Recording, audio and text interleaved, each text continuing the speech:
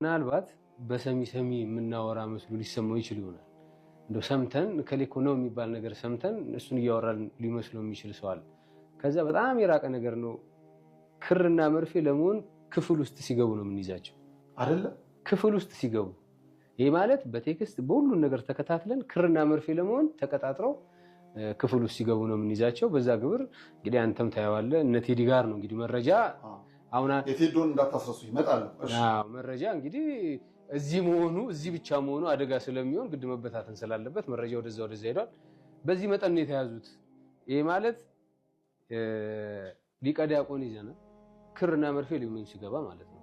ይሄ ማለት አንተ እንግዲህ ባለማዊው አንድ ሰው ከአንድ ሰው ጋር ወደ በግብር ለመገናኘት ወደ አንድ ክፍል የሚገባው ረጅም ሂደቶች አሉት።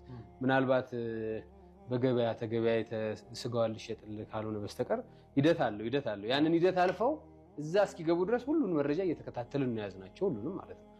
ጸሐፊ ቅድም እንዳልከው ይዘናል፣ አለቃ ይዘናል። ጉልበቱን ስንስሙ የነበረው አለቃ ከአንድ ወጠጤ ጋር እንደዚህ ያለ ያረግ ሲገባ ይዘናል። ጸሐፊ ይዘናል፣ ሊቀ ዲያቆን ይዘናል፣ ቁጥጥር ይዘናል፣ ዘማሪ ይዘናል፣ ሰባኪ ይዘናል።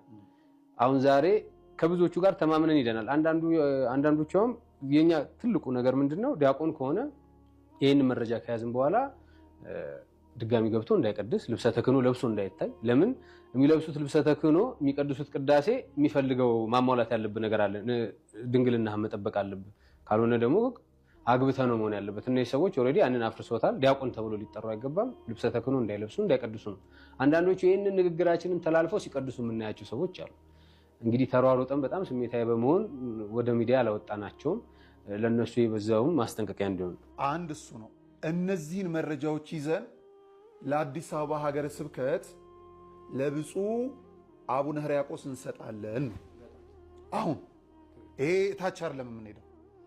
ብፁዕ አቡነ ሕርያቆስ እዚህ ላይ ምላሽ ካልሰጡልን የቤተ ክርስቲያን ጉዳይ ስለሆነ በዚህ ላይ አልሰጡልንም ብለን ለህዝብ እንናገራለን። አለቀ። የኛ የምንችለውን ነው የምናደርገው። ሚዲያ ለኛ አዲስ አይደለም። ባለሙያ ሚዲያም ስንሰራ ነበር። አንድ ኢንቨስቲጌሽን ትሰራለህ። ኢንቨስቲጌሽኑን ሰርተ ለህዝብ ነው የምትሰጠው። የህግ አካላት ይወስዱታል።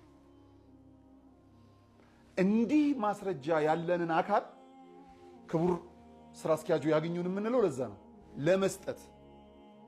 ሱባኤውን አንረብሽም። ሱባኤው መመለሻ የሚሆናቸው እኛም ስለምንገባ፣ ከሱባኤው በኋላ ግን አዲስ ዓመት ሳይመጣ ሀገረ ስብከቱን እናገኛለን። ይሄ ማስረጃ አለን። እነዚህን አካላት አግደው ካላቆሙልን፣ ገለል አድርገው ካላሳዩን በዚህ በኩል ደብር ያሉትን